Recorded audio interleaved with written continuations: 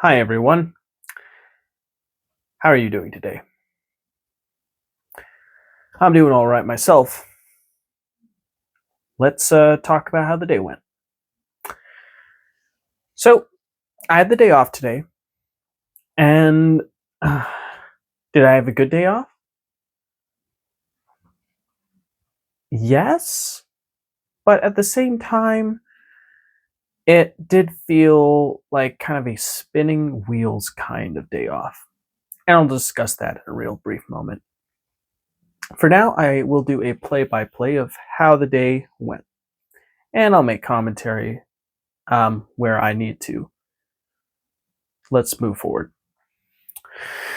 So, I was woken up at around 8 in the morning, I believe. I was asked to move my car out of the way for my mom once again. I noticed this has been quite a consistent pattern lately.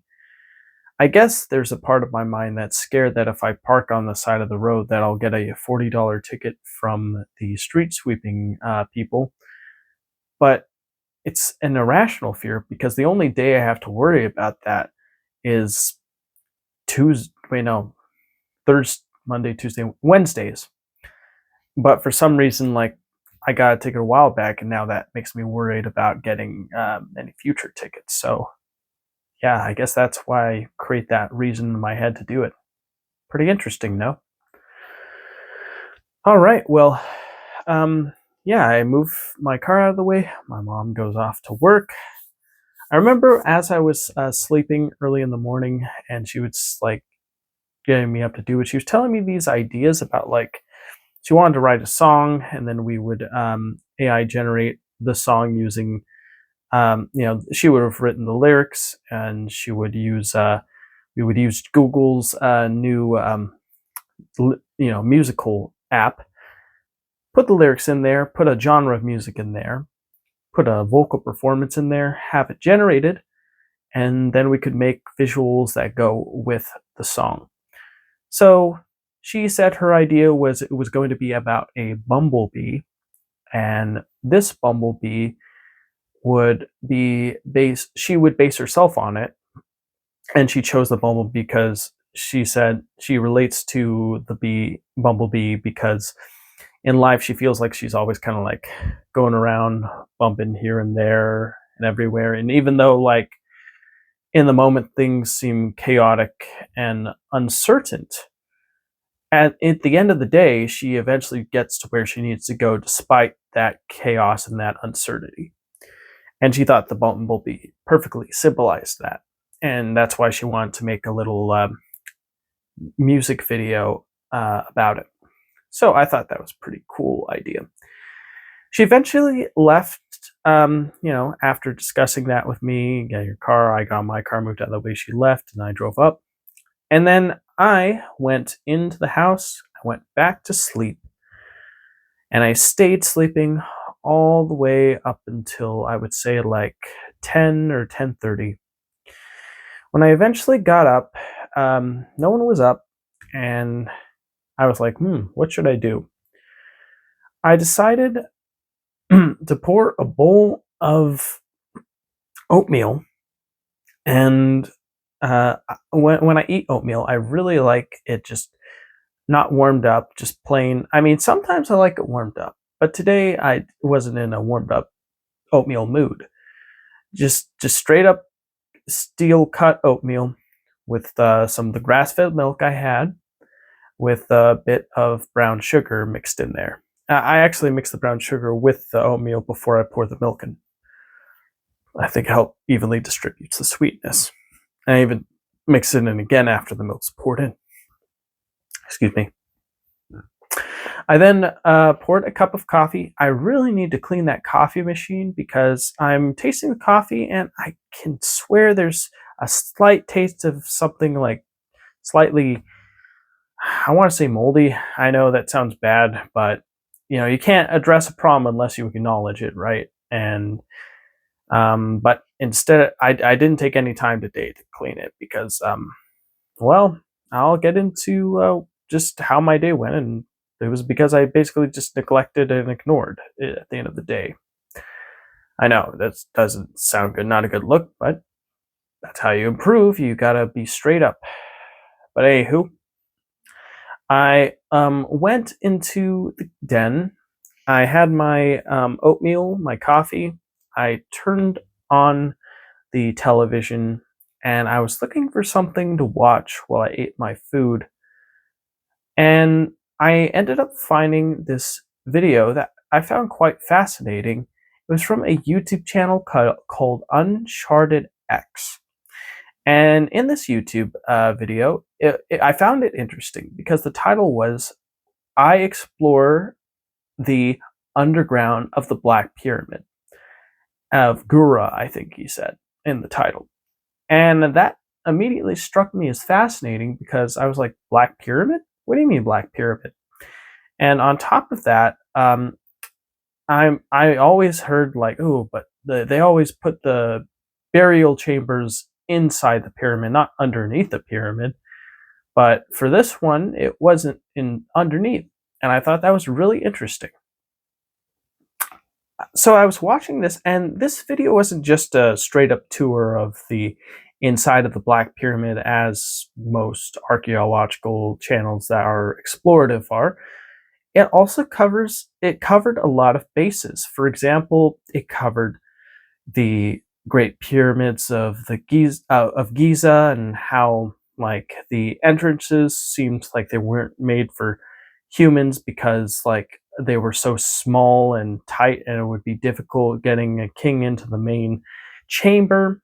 You also mentioned like how the areas in the Black Pyramid underneath felt like they were more constructed for human beings because they were much taller and allowed for you to stand up and like put the sarcophagus away. So that was very interesting to me. Um, and it was just a really engaging video throughout. Like he even went through the trouble of mapping out or getting a map of the location he was exploring and showcasing where he was on the map as he was exploring it, kind of like it was a Legend of Zelda video game. I just thought that was so cool. It really made me feel like I was with him the whole time, and I appreciate that about any YouTube content creator that's able to bring you into the mind of what they're doing. It's really strong skill that might go underappreciated, so I really do appreciate that. It's why I like channels like Y-Files and Lemon so much. They really get you in the mind of what's going on. But anyways, after I was done watching this, I told my sister about what I was watching. When she got up, I greeted her. We had some fun back and forth. I was talking about like how one of the more interesting things I learned was that apparently the Great Pyramids of Giza were constructed before the Black Pyramid of Ura was. If I'm misremembering, I apologize. I'll just call it the Black Pyramid from now on. So in case I give the wrong name, I won't be making a fool of myself. But anyways, so I told her like what I was learning, about how the entrances were too small in the Great Pyramid. How did they have such a sophisticated pyramid that was able to stand the test of time over many, many years versus the Black Pyramid where they made it like out of mud, like rock, and it immediately melted and became misshaped over time. Um, and then like my sister brought up, oh, wasn't like a power plant, or didn't they like not find any bodies in the Great Pyramids? And then I was like, you know what, you're right. And she said maybe these are questions you could ask one of the AI chatbots. So I was like, okay. So I got my phone and I went online and I found this. I decided to talk to Grok about this because reason being, Grok is always on the highest up to date like information because it does active searching as it's answering your questions. And so I thought, well, maybe like there will be some good like information I could find out. As I was talking to Grok, basically it had the strong stance that yes, the Great Pyramid was used exclusively as a burial ground that was made for the pharaoh, uh, and it used the king's sarcophagus inside the king's chamber to prove that, and said that there were little to no validities and all the theories about it being a potential power generator fall apart when held under scrutiny.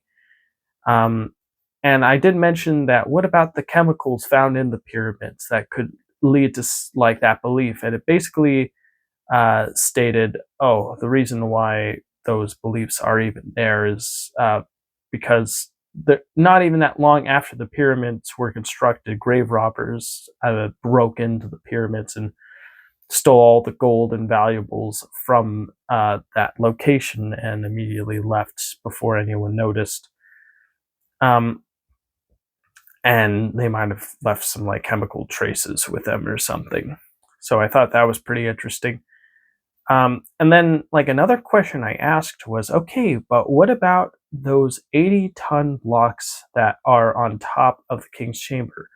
How, in good Lord's name, with the ancient Bronze Age tools that the Egyptians had at the time, would they have been able to carry such insane heavy stones to this top of the mountain? I mean, they have to push it at a steep incline, first of all, and I mean, it just seems like so much trouble to do something that really couldn't they have done that with smaller stones that could have been stuck together instead? Apparently, the reason that was given was because by Grok was because the those 80-ton stones offered the perfect means of structure that has allowed these great pyramids to endure over millennia versus using smaller stones, which, well, would have been easier for the workers and safer for the workers. Ultimately, would have not allowed the pyramid to stand the test of time for extended periods. But and it's basically said that they got those 80-ton things by using ramps like that had water put on them, so they would be less friction, and hundreds of men on also like you know counterweights on the other side of the pyramid help push it up. I mean, all of those do sound interesting, and the Grok basically did say that there was modern day experiments done on smaller scales with similar tools set up that tried to prove that this theory does indeed hold water, um, and that if you scaled up, it's legit. And even though that does sound interesting, I just think, dang, going through all the trouble of lifting 80-ton stones up a steep incline, all to bury a dead guy. I mean, I guess they really just took the pharaoh and the afterlife extremely seriously. I mean, sure, people do take like certain things extremely seriously, and even if they seem silly to us, like it gives people enough motivation to perform these godlike feats. It just seems insane to me that they were able to do that at that time. And then I asked about what about other extremely heavy like objects, like the obelisks. Those things were heavy, right? And apparently, Grok stated that the obelisks used mostly the Nile and these boats with like a special type of like structure to carry them. And then when they eventually arrived at the locations they were meant to arrive at, they didn't even really need to push them into the areas that they needed to go. The Egyptians simply just lifted these obelisks up right where they would have went in the first place with pure manpower. Um, so lifting an object that was already on the ground, like, and not having to fight against gravity too much, does make sense to me. I mean, that shouldn't be sure it would still be extremely difficult, but it wouldn't be fighting an 80-ton block up a steep incline difficult with Bronze Age tools. So I can believe that. It's hard for me to believe the whole 80-ton thing. It's up a steep incline. That honestly is I honestly don't know what they did. I mean, of course, the professional academic approach, oh, levers, pulleys, counterweights, hundreds of men, wet surface to push it up. I guess. I mean, maybe they were just really, really strong back then. Well, anyways, I think I've gone on long enough about that. Moving along. So after I was done with my extended conversation with Grok, I decided it would be a good idea to de, de, de try to get my brain to be less stimulated, because the reason why is because my brain just felt so overstimulated. I felt like, oh my gosh, I got all this information in my head. I watched this documentary. I asked all these questions. I got all this information. Oh, I feel like I've got so much on my mind. So I decided to ask Grok again, hey, is there any ways to make it so your brain feels less overstimulated? And it suggested breathing exercise, which is what I do all the time anyways, if you've seen any of my previous videos. So I decided to go through a new instructor on YouTube for breathing exercises that I have never tried before. And I went through with it. I took breaths in.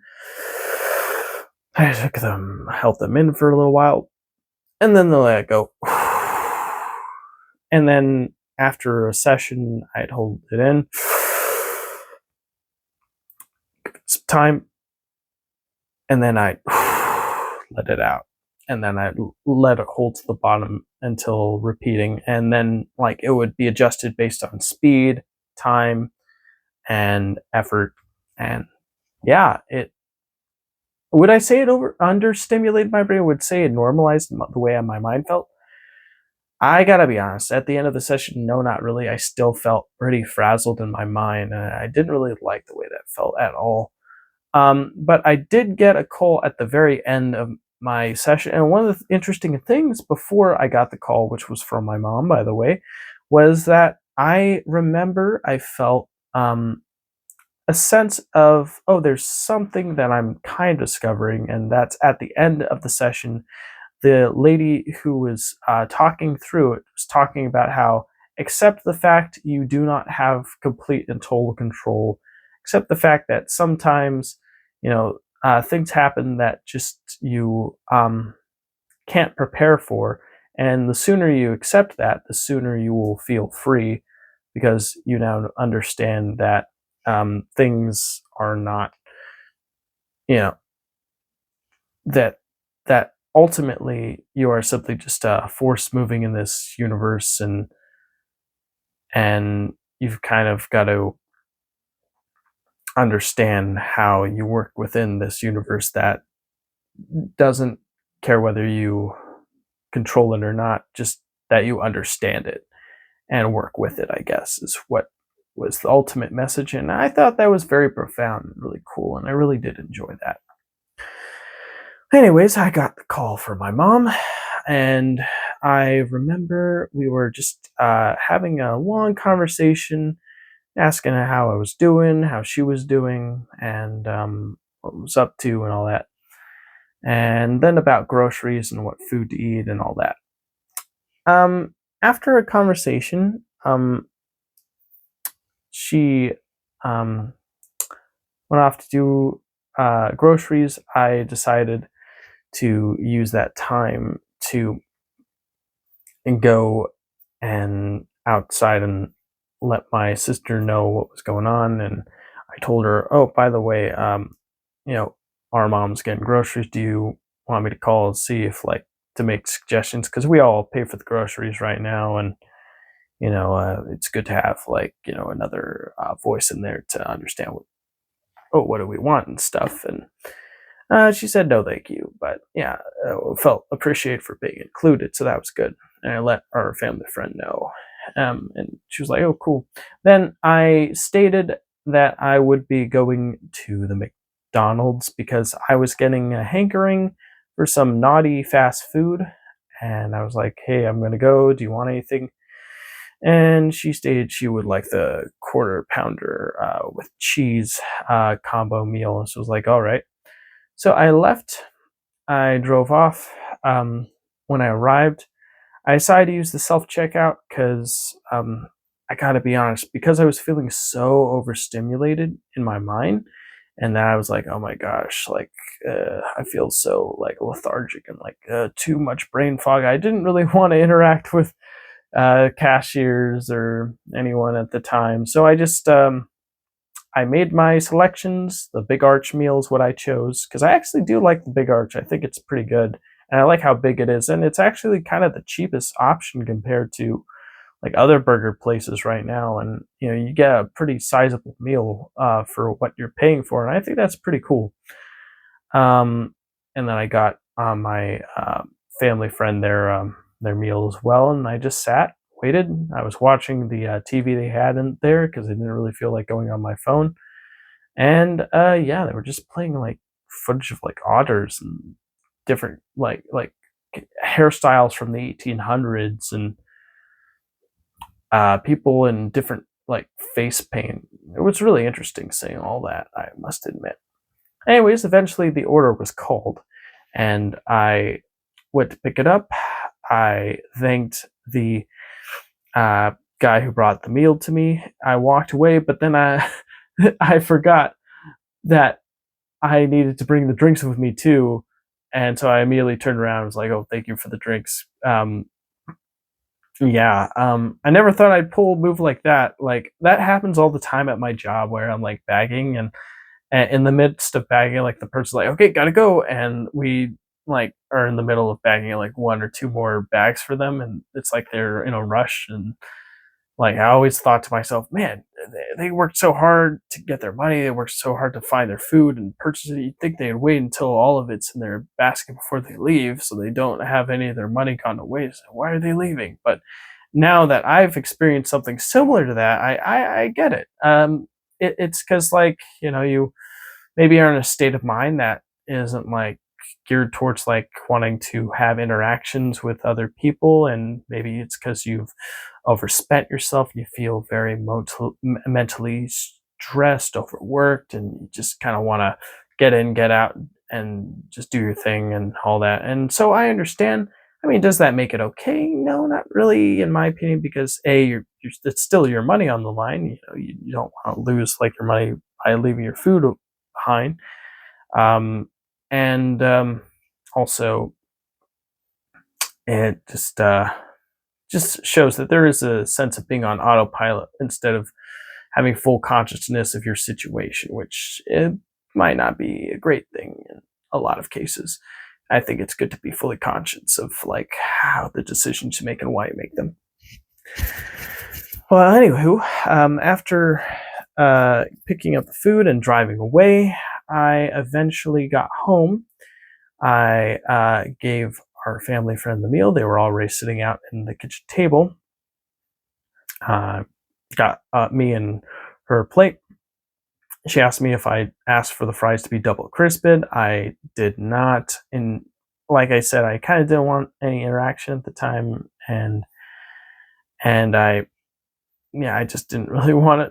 Like I just asked. I actually looked for an option on the kiosk to see if like they would allow the food to be double fried, but there was, or the fries to be double fried, but there was no option for that. So I just had to kind of take what I could get. I mean, I could have just selected, oh, you have your order, now go up to the cashier and make that suggestion.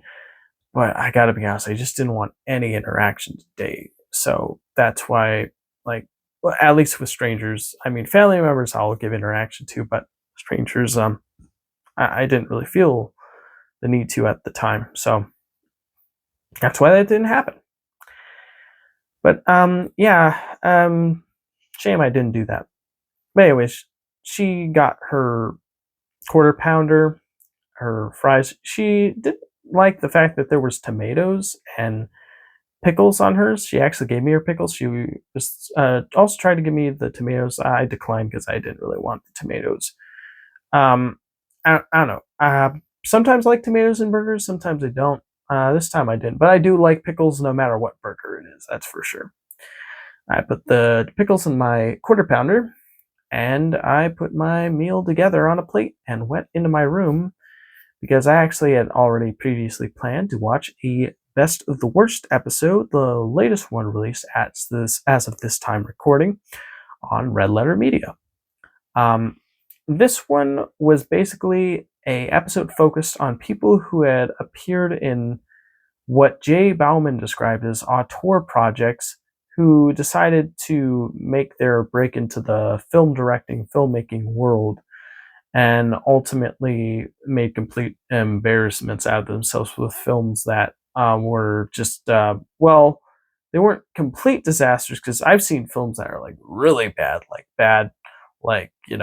like the camera's not in focus, the audio you can't hear at all, like because the music's overpowering it, really disastrous editing, like stuff like that like makes for a bad viewing experience. But for this, it's more of like incompetence in editing, pacing, and storytelling bad, where you could kind of see what like the creatives were going for, but ultimately the projects still fall short due to the project being either a vanity project or being misled, misdirected, unfocused, or just having a plain bad idea for what the plot should be, or just being very awkward and unconfident with its vision.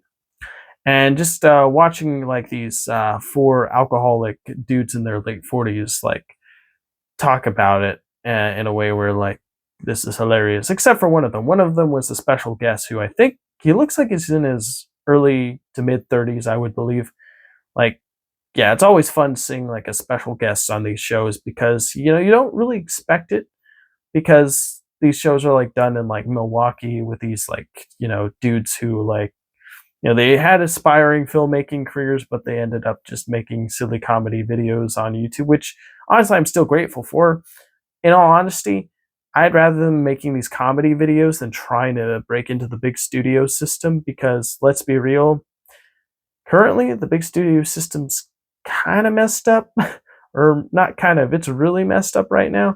And having that independent voice of humor and being able to laugh at the thing you enjoy is something that I think is like a funny and great attribute to have, because it shows that you know it's even if it's a great movie, it's at the end of the day still just a movie, and everyone's got their opinions about that. And seeing people share those opinions on something that is actually bad, um, is a really funny, interesting, engaging watch, because it's like you're seeing a piece of history of people who clearly weren't in the right state of mind trying to figure out something that, in with hindsight, it's easy to understand why it didn't work out.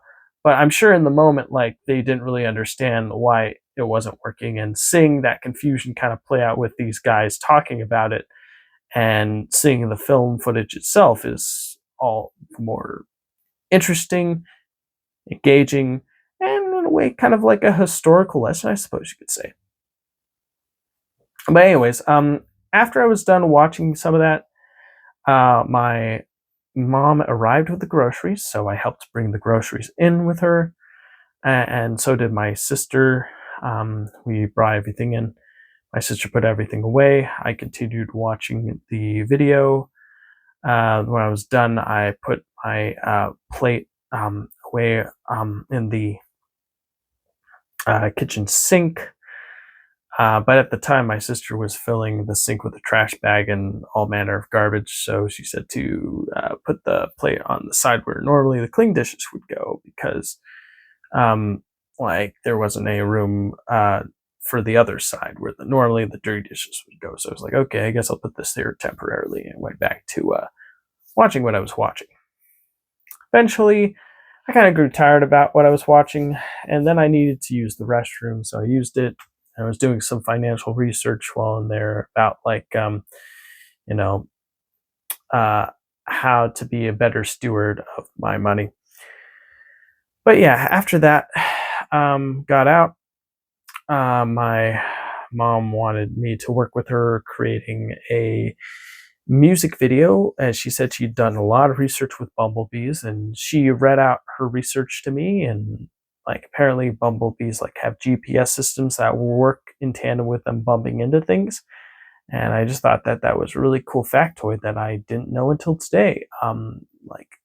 And apparently, um, they like have they've got like a built-in GPS system, and also they don't have barbed stingers, so they can sting you as many times as they want. And yeah, she was doing research. Then she asked the AI chatbot she was doing research with to give her rhymes to that have to do with what she was like writing about. And then she was writing her own lyrics on like, paper, using the suggested rhyming words and the information she just learned to be creative, expressive, and try to find something like a good song to work with. She, after sharing the research and the song, my sister made a smoothie for all of us. It was a really delicious smoothie. Really enjoyed it. It was like a berry smoothie sweetened with honey. Big thumbs up with that. And yeah, me and my mom, we threw the lyrics into Google's song generator. Originally, when we did it, back with other songs, I put it in fast mode, and for whatever reason, even though I put the full song in, we only got 30 seconds of song with each one. But when you put it in thinking mode with Google Gemini, it actually does a song in its entirety with the lyrics, as long as you provide the type of music. Like we chose bluegrass folk music, originally a male singer. I tried to put in buzzes in there to be in theme with the buzzing of a bumblebee. First one didn't work out, and we actually didn't figure out that Google's thinking mode with Gemini actually increases the length of the song as time goes on. So when we figured that out, we were like, oh, we could just generate the whole song in one go. So we sent all the lyrics in, we generated it, we got what we were looking for, and my mom gave it the thumbs up, thought it was pretty good. Even though the AI did alter certain lyrics, like repeated a few lyrics and also moved some lyrics around, ultimately it still worked out pretty well. And then she wanted like some visuals to accompany the song.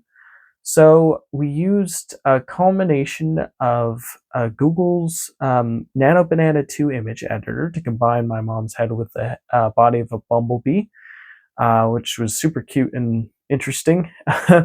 um, and then after that, we had Nano Banana 2 generate some environments. We put those environments, the Mombi hybrid, into both Google VO 3.1 as ingredients, as well as doing that with Higgsfield, where I used the last of my credits with Higgsfield and Seedance 2 to generate some footage for the music video. And the way we were doing it was my mom and I, like, she was having confusion of how we were going to do it.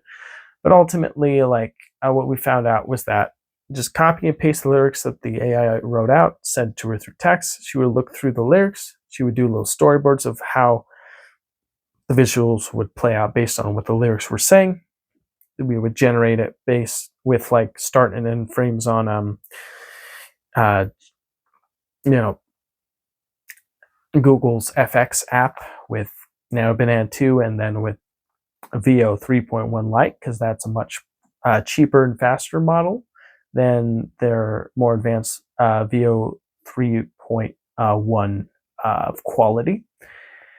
And yeah, we liked VO 3.1 more because you got results much quicker. Higgsfield, I mean, not only was there certain restrictions that made it difficult to get what you were looking for, things took way longer to generate. And it was honestly kind of creatively like harrowing and like really like a headache to deal with, because like you're like, oh, now we gotta adjust this, now we gotta adjust that, now we gotta do this. And it's like we were kind of making it up as we went along as well. So sometimes like the visuals kind of worked with the lyrics, sometimes they didn't. So definitely having a plan, a storyboard, and then like generating the images based on those storyboards would definitely help do huge wonders with helping with the final output, I believe. So that's definitely something we're going to do. I asked my mom, okay, I'm gonna send you the lyrics. You can do the little storyboards. They don't have to be detailed, just really simple, and then we can come back to this a little later, regroup and replan because I'm mentally exhausted. And by the time I did that, anyways, my phone was at like 0% battery. So yeah, it ultimately kind of worked out. We got some work done, and this thing that's annoying is we spent so many credits on like the honey bumblebee version of my mom in these shots, but I the AI generated an antenna coming out from like her like eye, but like it wasn't like straight out of her eye. It was more like on the side of her eye, like and from the rim of her glasses. And it just I didn't notice it until a little bit later, and so now we've got like some footage that we spent credits on, which equals the money being spent on that just looks kind of weird because of like the antenna on the glasses. When I realized it, I immediately removed the antenna and I was like, okay, that looks good now. But ultimately, yeah, now we've got some footage that just looks kind of weird because of that weird visual glitch. So that's kind of annoying, but oh well, it happens. Yeah, when we were done, I said, hey, there was a new Amp Lemon video released, so would you like to check it out? And I was like, sure. Oh, and I forgot to mention, I did eat like a pita like cracker that my sister made. It had like hummus and like vegetables on it. It was pretty good. And I had 2 pieces of sushi as we were working on the Bumblebee project as well. So there you go. But yeah, me and my mom went to watch the new Amp Lemon video. I invited my sister. She said, no thanks. I may come in to tune in every now and then, but I'm not gonna be fully into it. She did bring her black cat call me into the room before we went to watch the Amp Lemon video, and we're chilling out and like cuddling the cat. Super cute, but he had scratches like on his nose, which indicated he was in a fight. I mean, he hasn't been spayed and neutered yet, so clearly his testosterone is running rampant. So that's definitely something to consider. Anyways, yeah. Oh, and my mom did make some biscuits that we had with jam and butter. The thing was, when I had some of the biscuits with the jam and butter, I noticed that there was sort of a strange kind of wayness to the taste. Like I used a fork that was on the table, and I got it, and I put the butter on the biscuit along with the jelly. And even though like I'm pretty sure there were no chemicals sprayed on the table, and the knife was just sitting there, I was just putting the food on. I don't know if it was just my imagination or not, but I did have there was a slight chemical-y taste to it that I was like, it's kind of weird. It wasn't overwhelming, but there was a tint of something there that it's the point where I was unsure, is this my imagination or is this something that I should be worried about? I mean, I did end up eating the whole thing, so it wasn't enough to deter me from eating it all, and I will say that I do have a slight like tint of soreness at the top of my throat right now. Not sure if that could be attributed to the whole jelly butter fork uh, you know, biscuit incident or not.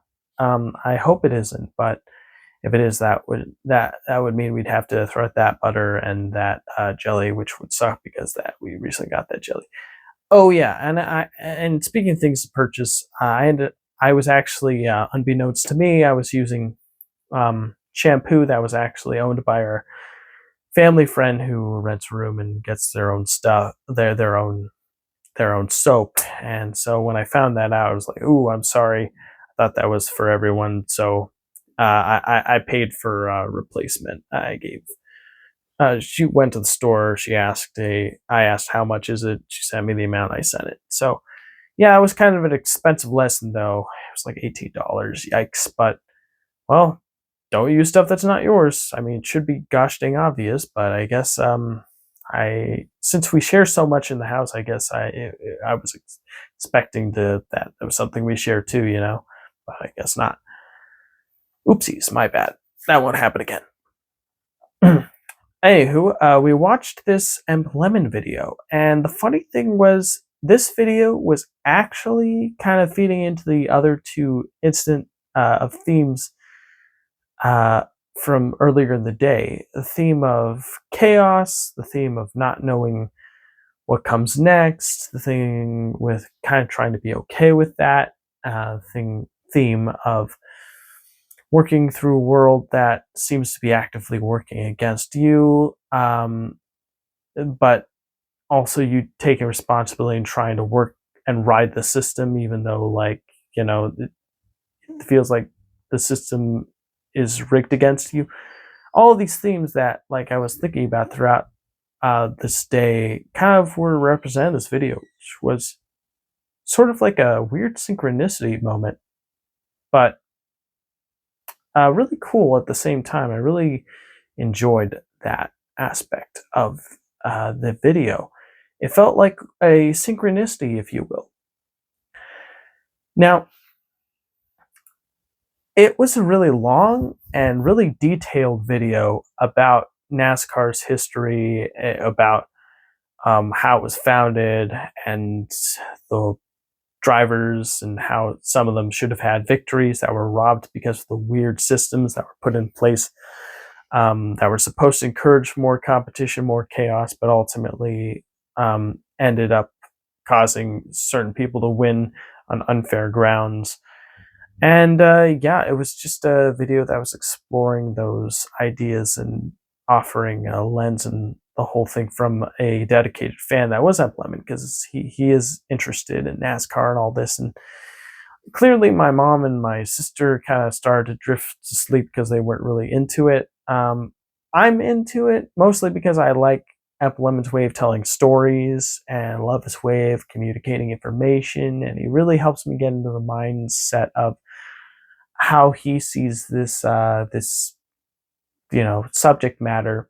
So I appreciated it, but clearly it's not something that's for everyone. I mean, I'm not a NASCAR fan by any means. Like, I don't really care about NASCAR, if I'm being honest with you, but I do care about, like, someone who put a lot of time, effort into make something, and they're truly good at what they make. And Apple Lemon has that in spades. And when I watch the video, I definitely see that, and I just think it does have those broader themes that you could find appealing on a more human level, like the whole thing of, like, how order and chaos are always at constant odds, and how you get completely unexpected results with chaos that lead to um, things going in your favor. And I just think that those broad themes were really good and really well explored.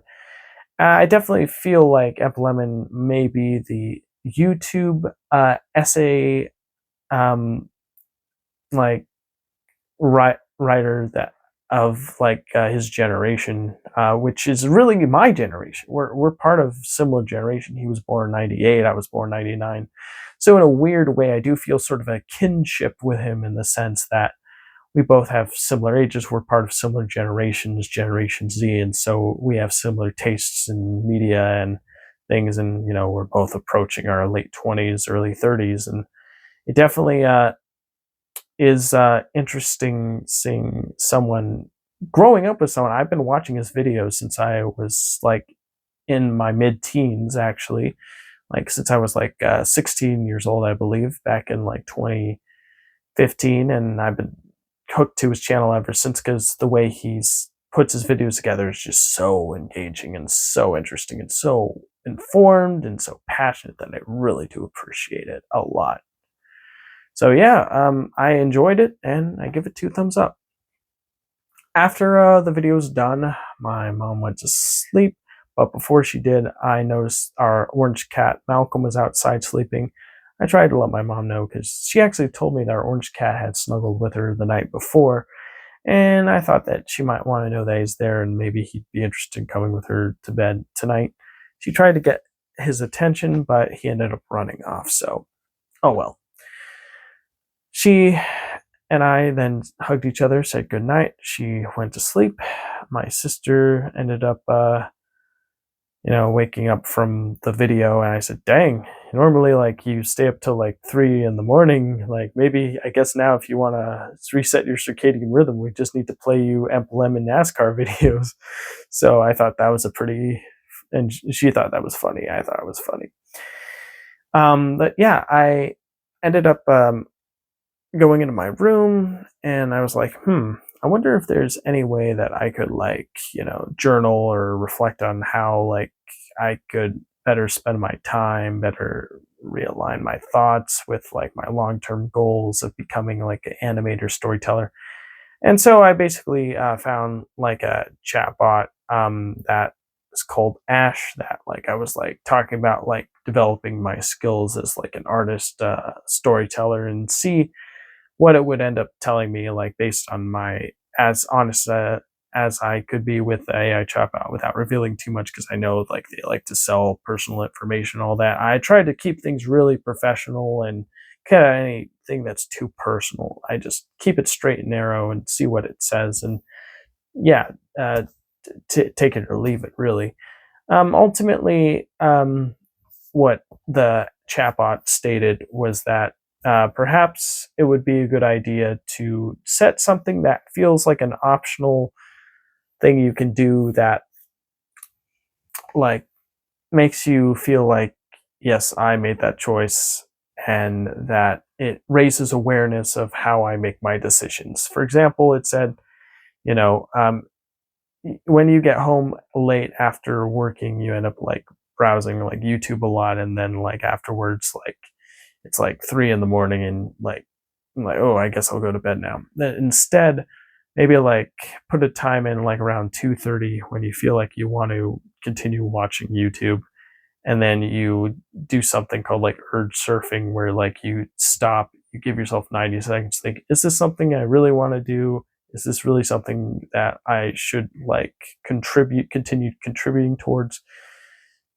How do I feel about this? And after the 90 seconds, you could either continue to do the thing you were originally going to do, like YouTube, or you could, um, you know, listen to that deeper voice, that intuition of saying, maybe this better sleep and better circadian rhythm would be a better idea.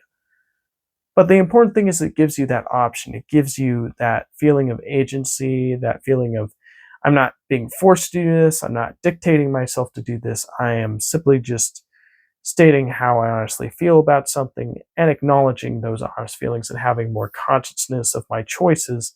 And so even though like I may or may not make those like decisions that would better myself in the future now, at the very least I am building that conscience muscle in my brain that helps me understand what, at least what I'm doing and why I'm doing what I'm doing. So I think that was a really interesting exercise, and I did think that was pretty good.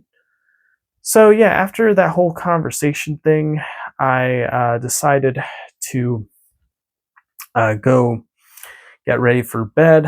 I took my vitamins while listening to a recent video I did, Smiling Friends review, where it got like it got 15 views. I was like, oh, I wonder why. And I looked at, it had comment, and one of the comments said, "Hey, cool review, bro." And I tried commenting back saying, yeah, I do think it's a shame the show ended, but also at the same time, I like the fact that the show is ending on the creator's terms instead of going on to perpetuity. But for some reason, Google was not letting me post the comment. I don't know why. It said error occurred over and over again. So I was like, oh well, I'll copy and paste the comment, send it in later. I just gave the comment a heart and a like. Yeah, because pretty cool. Someone like appreciated that. So yeah. But anywho, after doing, listening to that, taking my vitamins, I realized that there were some ice trays that hadn't been filled with water and put in the back. So I took those ice trays, I got a cup of water, I went to the back fridge, I rinsed the ice trays away in the back sink, and I put some water that was filtered from the fridge into these ice cube trays. I did like one trip.